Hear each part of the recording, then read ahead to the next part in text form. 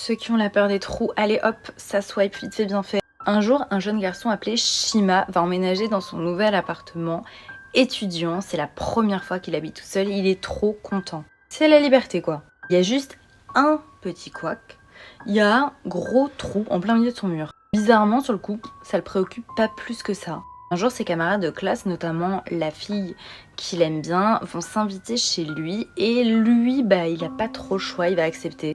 Voilà, il va très vite tout nettoyer avant de les faire entrer.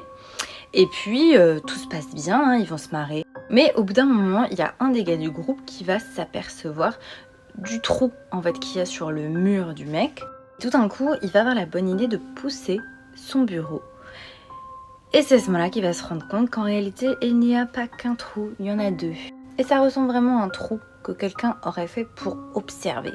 Sur le coup, après la découverte de ces deux trous, tout le monde va trouver ça hyper glauque et ça va un peu plomber l'ambiance de la soirée, donc tous les camarades de classe vont décider de partir et de rentrer chez eux. Shima, le pauvre, il va se retrouver tout seul et se mettre vraiment à bader dans son appartement. Il va donc décider de mettre du scotch sur ces trous qui le font particulièrement flipper.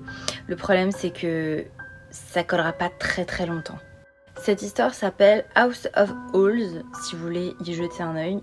N'hésitez pas, c'est par Matono Anji.